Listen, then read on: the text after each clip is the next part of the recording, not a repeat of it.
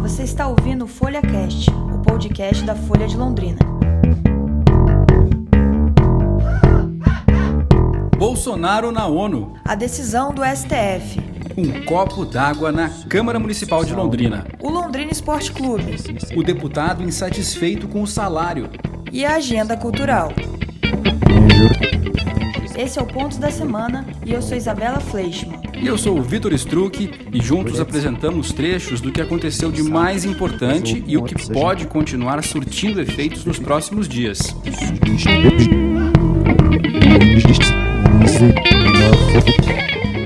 A agenda política da semana passada foi dominada pela repercussão do discurso do presidente Jair Bolsonaro na 74ª Assembleia Geral da ONU. A imprensa do mundo inteiro repercutiu a fala do presidente, que dedicou pelo menos os 10 minutos iniciais a atacar os médicos cubanos que trabalhavam no Brasil, a situação da Venezuela e até o Foro de São Paulo. Bom, logo em seguida, na quinta-feira, houve uma consequência. Um grupo de 17 parlamentares norte-americanos do Partido Democrata apresentou uma proposta de resolução à presidência da Câmara para obrigar o governo norte-americano a encerrar parcerias com o Brasil. Uma delas seria retirar o apoio para que o Brasil se torne um grande aliado da OTAN, a Organização do Tratado do Atlântico Norte, e até um encaminhamento de voto contrário a qualquer pedido de empréstimo do Brasil ao Banco Mundial ou ao Banco Interamericano de Desenvolvimento, o BID. Isso baseado nos índices de desmatamento apresentados pelo Instituto Nacional de Pesquisas Espaciais.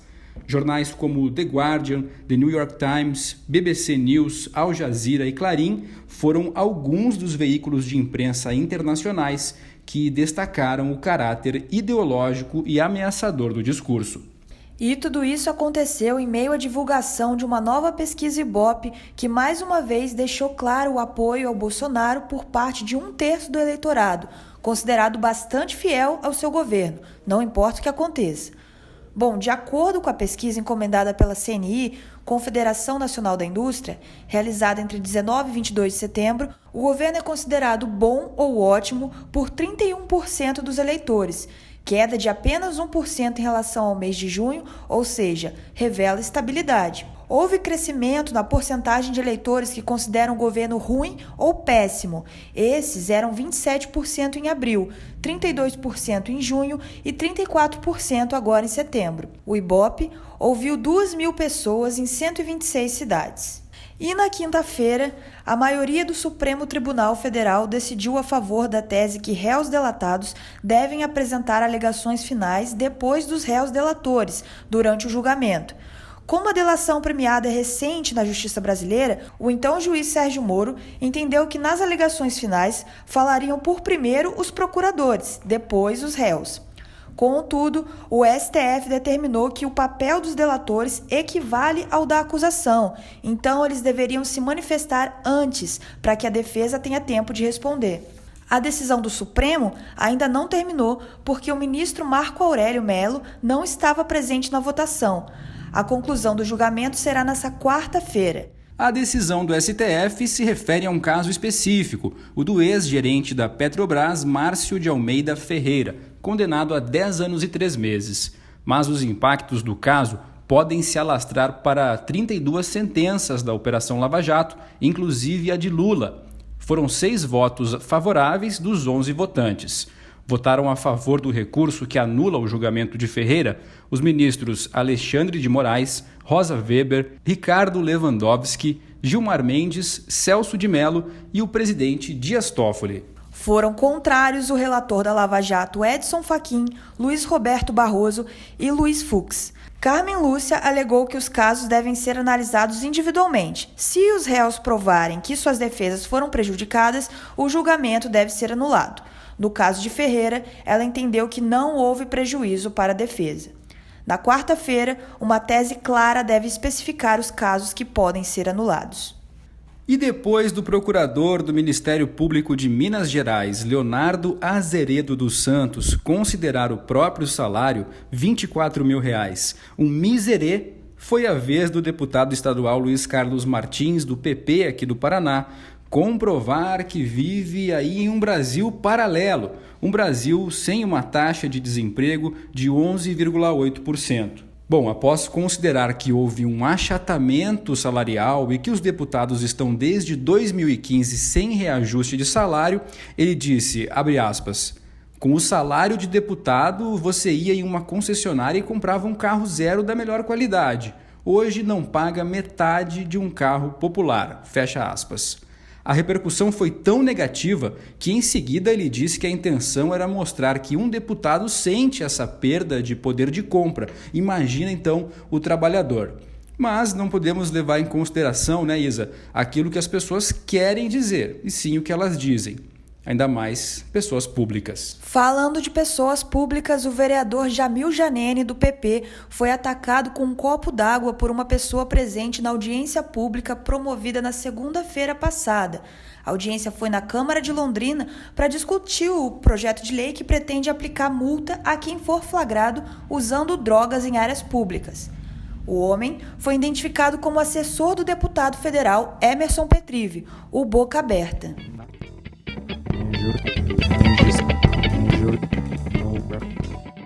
E nós aproveitamos o nosso podcast para convidar os ouvintes a conferirem uma reportagem muito especial produzida aqui pela equipe da Folha de Londrina. A repórter Laís Taine foi acompanhar um desfile de moda diferente por aqui e muito interessante, porque todos os looks foram criados com peças de roupas e retalhos encontrados no lixo. É o projeto Cata Moda da Cooper Região, a maior cooperativa de material reciclável aqui de Londrina.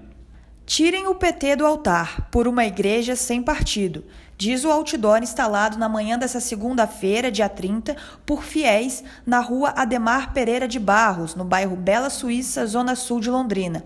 A placa é assinada pelo movimento Brasil Católico. Ela foi cedida por um membro do grupo e critica posições do arcebispo de Londrina, Dom Jeremias Steinmetz, tido por alguns fiéis como membro do Partido dos Trabalhadores. O movimento começou depois que a igreja se manifestou contrariamente à reforma da Previdência, em junho deste ano. O presidente do PT em Londrina, Odarlone Orente, disse que não afiliados ao partido no altar ou em púlpito de qualquer religião e pediu que a igreja resolva seus problemas entre si e deixe o Partido dos Trabalhadores em paz. A igreja não respondeu à reportagem. E vamos mudar de assunto para um tema bem mais agradável. A semana passada começou com a eleição de Lionel Messi como o melhor jogador do mundo. Pela sexta vez, o atacante do Barcelona levou o título da FIFA, deixando para trás Cristiano Ronaldo, da Juventus, e Virgil van Dijk, do Liverpool. A premiação, realizada na Itália, também consagrou Megan Rapinoe, destaque dos Estados Unidos na Copa do Mundo Feminina, como melhor jogadora. Mas nada foi tão especial quanto o resultado do prêmio de melhor fã. Este foi parar nas mãos da brasileira Silvia Greco, mãe do pequeno Nicolas, que é deficiente visual e torcedor do Palmeiras. A Silvia então narra os jogos para o filho e, por conta desse gesto que encantou o mundo, levou o prêmio. Golaço do Brasil, digno da hashtag Não é só futebol.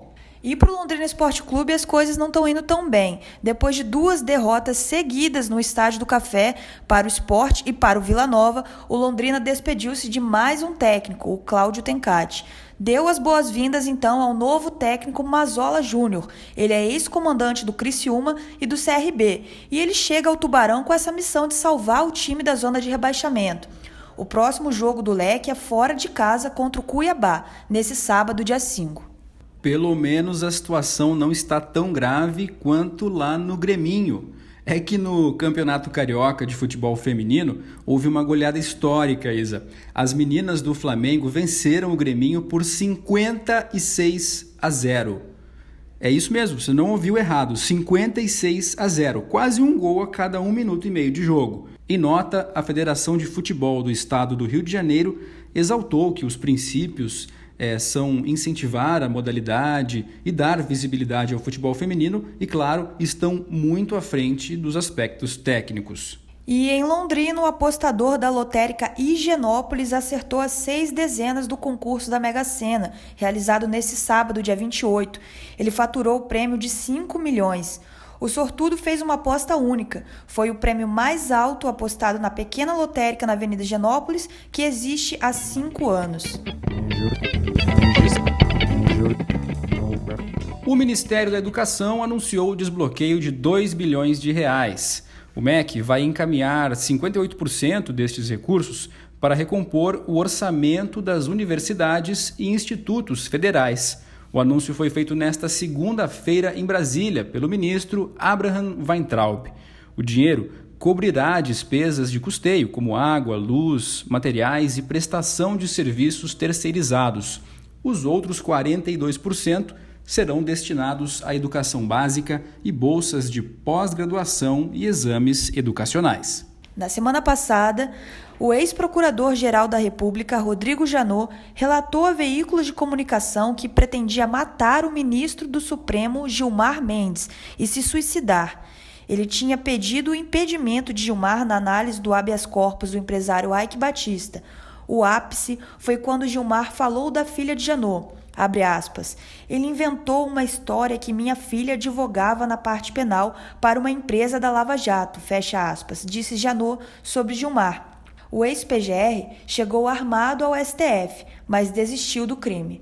E o jornal The New York Times mostrou que o delator que trouxe o processo de impeachment a Donald Trump era um agente da CIA. O processo de impeachment é levado pela presidente da Câmara dos Deputados dos Estados Unidos, a democrata Nancy Pelosi. A suspeita é de que Trump pediu ao presidente da Ucrânia, Volodymyr Zelensky, que investigasse o filho de Joe Biden.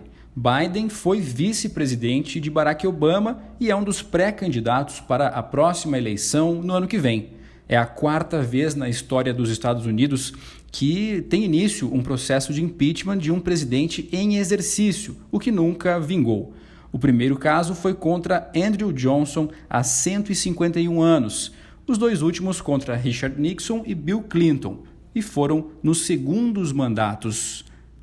E o nosso destaque cultural desta semana é para o show do guitarrista, cantor, compositor e produtor musical londrinense Marco Aurélio Silva. O Marco Aurélio já tem uma história bem legal na música aqui em Londrina e sobe ao palco do Bar Valentino nesta quinta-feira às 9 horas da noite para apresentar canções autorais ao lado dos músicos Caleb Leal, Rafa Santos e outros convidados especiais. É isso, você ouviu o Pontos da Semana, o podcast com o que você precisa saber para estar bem informado. O roteiro é meu e do Vitor Struck e a produção e edição é da Patrícia Maria Alves. A trilha sonora foi cedida pela banda londrinense Aminoácido.